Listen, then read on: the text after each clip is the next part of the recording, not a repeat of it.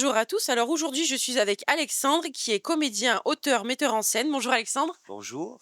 Cette année, il revient au Festival of d'Avignon avec le procès Fouquet, panache et corruption à la cour de Louis XIV. Alors Alexandre, dis-nous tout, de quoi ça parle, où ça se joue. Bon, bah, je crois que tout est dans le titre, hein, donc on est en 1661. Le jeune Louis XIV va monter sur le trône. Il a 23 ans ce jour-là et il décide de marquer d'un coup d'éclat sa montée sur le trône. Le jour de son anniversaire, il fait arrêter par d'Artagnan son ministre des Finances, Nicolas Fouquet. Voilà. En se disant, bah, comme ça, tous les maux de la France vont être mis sur ce ministre. On va le mettre en prison, si on possible, on va le tuer, et puis mettre Colbert à sa place. Voilà. Sauf que ça ne se passe pas du tout comme prévu. Ce procès qui devait durer un jour dure 3 ans. Nicolas Fouquet est extrêmement soutenu par La Fontaine, Sévigné et plein d'autres.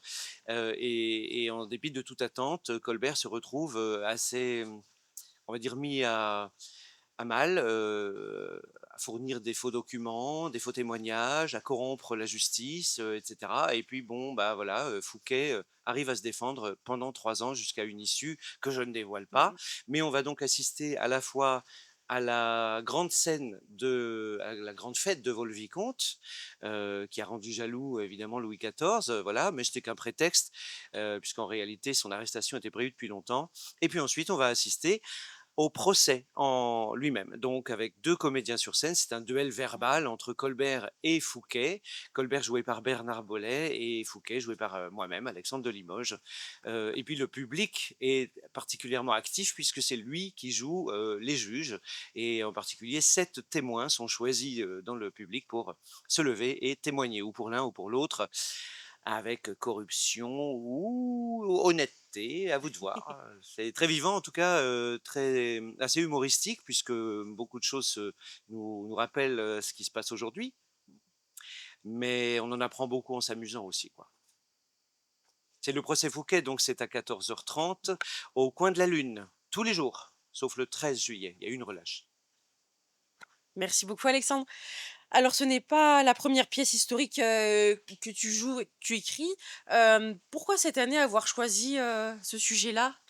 Qu'est-ce qui t'a donné envie d'écrire? Bon, alors, tout simplement, j'ai visité le château de Vaux-le-Vicomte et puis, dans l'audio guide, c'était extrêmement, croustillant ce qui était dit sur ce procès Fouquet, sur ce procès et puis, il y a une salle entière qui est dédiée d'ailleurs, enfin un couloir qui est dédié à ce procès avec, les photos, la liste des juges, ceux qui ont été achetés, ceux qui ont perdu leur titre, parce qu'ils n'ont pas voté comme Louis XIV le souhaitait et cetera. Fouquet a été acquitté, à une voix près, donc ça a été assez rocambolesque et puis le procureur général était d'Ormesson, l'aïeul de Jean d'Ormesson, bon, qui a d'ailleurs tout perdu au passage, mais qui représente pour la première fois de l'histoire de France une justice indépendante du pouvoir. Et puis ce procès représente aussi comment dire, l'intrusion des médias et de l'opinion publique qui compte beaucoup dorénavant dans la justice ou dans les affaires. Bon, ce procès montre aussi qu'il y a justice et justice. Mmh. Voilà, on n'est pas vraiment dans la justice-justice. Alors ça n'a pas beaucoup changé, malheureusement. J'espère que tout le monde y travaille. Mais voilà, ce qui me meut, moi en particulier, quand j'écris, c'est l'injustice. Mmh. Je déteste l'injustice, je déteste dans la vie de tous les jours, mais aussi j'aime bien réhabiliter ou donner la parole à des gens qui ont passé l'histoire alors qu'ils étaient très importants. En fait, on donne toujours la parole aux... On se souvient des vainqueurs, en Mmh. fait, aussi mauvais soient-ils. Voilà, que ce soit, je dirais Alexandre le Grand, Napoléon, Colbert, bon voilà, on va dire ou Louis XIV, on va dire des grands, grands, grands personnages, juste parce qu'ils ont marqué leur temps, mais pas forcément parce qu'ils étaient formidables humainement, hein. Mmh. Alors, Fouquet mérite d'être un peu réhabilité et puis pourquoi pas Colbert, à l'occasion un petit peu, déshabilité. Est-ce que c'était facile de travailler sur ce sujet-là? Est-ce qu'il y avait pas mal de sources? Et combien de temps ça t'a pris? Oui, il y a beaucoup de sources. Moi, je mets toujours 3 ans à écrire une pièce. 1 an à lire, Mmh. prendre des notes, voilà. 1 an à ce que ça mûrisse et pendant ce temps-là, je monte la pièce précédente, Mmh. parce que j'en ai toujours un peu 2 sur le feu, donc en 3 ans, voilà. Et puis la dernière année à peaufiner, faire des lectures, recueillir des avis de plein de gens, y compris des gens, concernés. Donc ça peut être, les gens qui possèdent le château de Mmh. Vaux-le-Vicomte, ça peut être des héritiers de Colbert, par exemple, ou de Fouquet. Ça peut être bon, voilà, voilà, et des historiens, bien sûr. Donc 3 ans à écrire ça, beaucoup de documentation, alors vidéo là parce que la Monnaie de Paris a fait beaucoup de choses sur Nicolas Fouquet, il se trouve. La Monnaie de Paris, a fait tout un cycle de vidéos très pointues, qu'on peut aller voir sur YouTube, passionnant. Et puis, bah, des livres. Livres sur Fouquet, sur Colbert, sur Richelieu, pardon, Mazarin, Mmh. qui est un peu le mentor de Louis XIV et de Colbert et Oui. de Fouquet. Et puis, bah, un bouquin de, comment ça s'appelle, Berthière, Simone Berthière, bah, voilà, sur le procès lui-même. Et puis un bouquin comme ça, sur les finances du XVIIe siècle et le Oh. fonctionnement des finances du XVIIe siècle. C'est très rébarbatif et Oui. pour autant, plein d'anecdotes intéressantes, Mmh. croustillantes. Voilà, donc beaucoup de documentation, d'abord. Et Mmh. puis après, j'attends que ça mûrisse, je Mmh. m'imprègne, je me dis: «Ah, voilà ma version du truc». Mmh. Voilà, mais tout est vrai dans ce que je raconte là, je n'invente rien dans cette pièce. Oui, c'est ce que j'allais te demander. Tu respectes les faits historiques dans le moindre détail ou il y a un Oui, peu de non. touche Alexandre de Limoges? Ben, forcément un petit peu parce que je prends le parti, de celui que je veux Mmh réhabiliter mh. un petit peu, mais je pense que ça correspond complètement à Ouais. la réalité.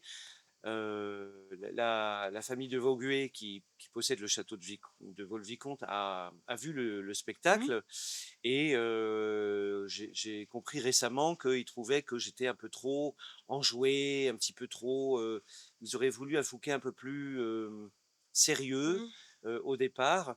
Or moi je l'ai vraiment ramené à moi et je Oui. suis plutôt, assez aérien, voilà, face à un Colbert, sec, dur, joué par un Bernard Bollet, Mmh. très, très sérieux, puis dans le théâtre assez classique. Il est connu Bernard Bollet pour ses classiques justement, et son théâtre, un peu plus enfin sérieux, j'allais dire contemporain Mmh mh. aussi, mais sérieux. Moi je suis tout le contraire. Moi c'est toujours, beaucoup de voilà, de panache, je sais pas comment le dire, c'est un peu prétentieux de dire ça, Mmh. mais Hem, beaucoup Mmh. d'énergie, beaucoup d'humour, voilà. Donc un peu dans la comédie aussi Mmh quelque mh. part. Donc du coup, je sais plus je me suis un peu perdu dans ta question, mais Oui, c'est pas grave, justement, je vais rebondir. Qu'est-ce que tu aimes chez ton personnage et est-ce qu'il y a eu un défi à le jouer? Est-ce que c'était facile? bon, comme c'est moi qui l'écris, c'est toujours plus facile, Oui. de s'approprier le personnage. Je pensais jouer, peut-être Colbert au début, parce que j'aimerais Mmh. bien, jouer un méchant, fourbe comme ça, qui me ment tout le temps, qui Mmh. regarde de travers, dont le public est témoin parce que le public sait tout ce qu'il est en train d'inventer au fur et à mesure. Donc, on rit beaucoup avec Mmh mh. Colbert, tellement il est mauvais, quoi. J'aurais voulu jouer ça et puis quand j'ai vu Bernard Bollet, ben, dans son Pour un oui, pour un non de Oui. Sarraute, là, au coin de la lune, il y a 2 ans, j'ai trouvé tellement exceptionnel. Bon, je me suis dit: «Ah, j'aimerais tellement jouer avec lui» et il peut pas jouer Fouquet. Bon, alors bon, Mmh. voilà, Ouais. donc j'ai pris Fouquet, mais Fouquet, c'est un peu moi aussi quand même, c'est-à-dire l'envie de se défendre tout le temps, de défendre, les idées, la justice, les aller chercher, les mensonges, ou les non-dits ou tout ça dans le détail. Vraiment, c'est ça même les mensonges par omission, qui parsèment notre vie Mmh. de tous les jours, ça m'est insupportable. Alors, j'étais content d'endosser Fouquet parce que du coup, il se bat, il se bat, il se bat, Mmh. bravement alors que il est condamné d'avance et c'est foutu en fait. Et ben non, il arrive à faire durer ce procès parce qu'il trouve toujours quelque chose, de très subtil pour Mmh. contrecarrer, un vice de forme, un faux document. Il prouve que Colbert, ment aussi. Mmh. Voilà, je trouve ça super moi de Ouais. défendre quelqu'un qui se défend. J'aimerais que l'on parle de ta carrière de comédien et d'auteur maintenant. Comment tu es tombé amoureux du théâtre et de l'écriture? Alors ça pourrait durer 3 heures. Je crois qu'on a combien de temps là? On a quelques minutes, pour parler Oui. de ça, bon. De l'écriture, ça a toujours été. J'étais nul en français donc bon voilà, j'ai jamais lu, avant très, très long avant 20 ans, on va dire. J'étais nul en français, je vais même dire j'ai eu mon bac français, assez haut la main, parce que j'ai fait tourner le pendule et j'ai demandé, quels étaient les sujets sur lesquels j'allais tomber et je suis tombé pile poil, D'accord. sur tous mes sujets du bac, moi. OK. Voilà, donc c'est complètement paranormal mon histoire de français. Bon, mais pour autant, je voulais écrire, j'écrivais des petits magazines, chaque semaine, il sortait un nouveau magazine avec entre autres un épisode de David, un enquêteur, un détective privé, je sais pas quoi. Bon, je faisais des trucs, beaucoup d'enquêtes en Égypte d'ailleurs, bon, voilà et j'aimais beaucoup l'histoire, donc j'écrivais souvent des choses qui se passaient, dans l'histoire. Mmh. Ça, c'est le truc sur l'écriture, donc j'ai pas beaucoup écrit jusqu'à 35 ans comme ça, j'ai écrit, 4-5 pièces. Mmh. C'est déjà pas mal, mais Mmh. bon, il y en a une que j'ai jouée 18 ans, donc du coup, j'ai pas eu à me remettre trop en question Mmh. sur l'écriture et puis à un moment donné, je me suis dit: «Bon, je vais, jongler avec, mon envie d'écrire et ma passion pour, l'histoire et puis les petites histoires qui racontent la grande histoire» et donc bon voilà, je me suis lancé beaucoup plus dans l'écriture, donc maintenant j'en écris une par an à peu près, même si ça met 3 ans donc Mmh. voilà. Et puis le théâtre, alors là, je suis complètement tombé par hasard dedans, j'ai suivi quelqu'un un peu par amour, j'en faisais, en amateur, mais j'ai suivi quelqu'un, je suis allé à Paris pour ça et puis finalement, j'en ai vécu assez vite parce que Sylvie Joly nous a mis en scène très rapidement, m'a mis en scène, bon voilà et puis j'ai pu en vivre en fait à 17 ans, j'en vivais déjà.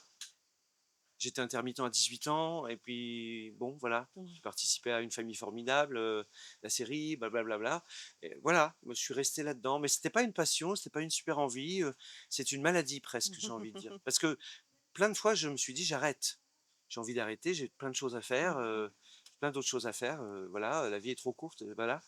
Donc j'arrête et à chaque fois que j'ai dit que j'arrêtais, ben, je suis tombé malade. Parfois gravement, bon, voilà et dès que je me disais: «Bah, bon, bah, je reprends du coup» et ben, hop, ma maladie s'arrêtait. Donc en fait, je prends vraiment ça comme un chemin de croix. OK. Je j'y vais pas toujours avec une grande joie. Mmh. Quand j'y suis, bah, j'adore partager avec les gens parce qu'en fait, c'est les gens qui m'intéressent dans Mmh. toute cette histoire. Qu'on partage ensemble, qu'on s'émeuve ensemble, qu'on rit ensemble, qu'on pleure Mmh. ensemble, qu'on discute après le spectacle si on a envie. Bon, c'est rencontrer toutes ces personnes-là. Je me sens beaucoup plus vivant sur scène. Je me sens beaucoup plus vivant sur scène, que dans la vie. Mmh. C'est le seul endroit où je me sens vivant, en fait. Ouais. Je vais pas me mettre à pleurer, mais on n'est pas loin. La scène, un espace où on se transcende, où tout devient possible d'exprimer, de mettre Alors en peut-être, scène. oui, peut-être j'ai dit vivant, mais je c'est plutôt libre le mot. Je Mmh. me sens libre. On peut tout faire, Mmh. sur scène. Des gens qui ont peur et tout ça, moi j'ai pas peur. C'est, l'endroit où vraiment, voilà. On va parler de tes autres pièces, en plus du Procès Fouquet, cette année, il y en a d'autres. Oui, 7 autres. On va peut-être pas toutes, en parler, mais parce que j'écris évidemment pour d'autres aussi, Mmh. qui me font confiance et depuis des années, merci à eux. Ouais. Anne Cangelosi, par exemple, qui a joué beaucoup de spectacles sur son personnage Mémé Casse-Bonbon, qui disait des choses dans un grand humour, disait des choses hyper importantes sur les EHPAD, sur l'indulgence, enfin sur la tolérance, Ouais. etc. Là, cette année, elle joue Le Radeau de la Méduse, 60 minutes d'humour d'arrêt d'histoire, donc que j'ai écrit et mis en scène. Ouais. Elle le joue au 3S Mmh. à 11h50, je crois, enfin fin de matinée. J'ai mis en scène La Fontaine qui joue, à la Tache d'encre, aussi, Gustave Eiffel que j'ai Mmh. joué pendant 8 ans Mmh. ici au Festival d'Avignon et c'est Valentin Giard qui le reprend. C'est lui qui l'avait créé avec moi au Mmh. tout début, il y a 8 ans, puis donc je suis content qu'il le reprenne. Il a eu envie, il a accepté, donc je suis super content. Puis ça, il le joue en alternance avec, à 11h25 les jours pairs au 3T Les Mmh. Platanes. Pardon, il le joue donc les jours pairs parce que moi je joue les jours impairs à Ouais. 11h25 au 3 Téléplatanes donc un autre spectacle qui s'appelle Pharaon, Akhenaton le maudit. Donc là, c'est plongé dans l'Égypte ancienne avec ce pharaon Akhenaton qui est le mari de Néfertiti et le père de Toutankhamon que j'adore, Mmh. enfin que j'adore, je suis pas du genre à adorer, mais que que j'admire parce que vraiment pendant 14 ans, il a essayé de créer, de monter de toutes pièces cette religion sortie de nulle part ou de son imagination ou de son cœur, on va dire, la religion monothéiste occidentale. C'est ce Dieu d'amour, de lumière, de nature surtout, qu'on connaît aujourd'hui, c'est le nôtre, c'est ce Dieu, le nôtre, celui, le Dieu monothéiste occidentale. Mmh. C'est le précurseur de cette religion que Moïse ensuite a emmenée. Ouais. Moi, j'ai plutôt tendance à penser que Moïse, on l'a mis dans la Bible, mais c'est Akhenaton. Mmh. Je pense qu'Akhenaton, c'est Moïse, Ouais. qui a été repris sous forme de symbole par Moïse. Mmh. Mais Akhenaton me semble être un pharaon hors norme, complètement dégénéré, un peu débile dans sa nature physique, mais génial, Mmh. visionnaire dans sa psychologie, enfin dans son âme en tout cas. Mmh mh. Voilà, et je pense que c'est un spectacle profond, psychiatriquement intéressant Mmh. et je dirais gracieux. Mmh. C'est vrai. Ouais. Oui, beau. Oui, c'est vrai. Mmh. Allez, un dernier mot pour la fin. Pourquoi, selon toi, faut-il venir voir le procès Fouquier? Ah, le procès Fouquet, bah, parce que bah, c'est l'histoire de France, c'est l'histoire de Louis XIV, aussi le début de Louis XIV, le début de la monarchie absolue Mmh. et le début de la préparation de la Révolution française, Mmh. hein, parce que une telle monarchie absolue a emmené 100 ans d'injustice et puis a fait que bah, la Révolution va arriver bientôt. Mmh. C'est un procès qui a marqué les Français parce qu'il il montre bien le peuple insoumis que sont les Français. Mmh. Et voilà. Et puis on s'amuse beaucoup, Mmh. on rit vraiment beaucoup parce qu'il y a tellement de, de ponts avec ce qui se passe aujourd'hui, Mmh. mais entre corruption, et puis cette façon de fonctionner qu'on a encore aujourd'hui, on vit à crédit. Ouais. On vit à crédit. Ça raconte beaucoup ça. Comment l'État fonctionne financièrement, les taxes, les impôts, là, là, là, mais le crédit, Mmh. l'emprunt. Et ça raconte beaucoup ça, le procès Fouquet. Mais de manière vraiment vivante et rigolote, Mmh. et voilà, voilà, Mmh. voilà, et profonde. Mmh mh. C'est bien joué. Bernard Oui. Bollet, il est formidable. Mmh. Alexandre de J'essaie. Limoges aussi. Ah, c'est gentil. Mais j'essaie de le suivre. Merci beaucoup Alexandre. Merci.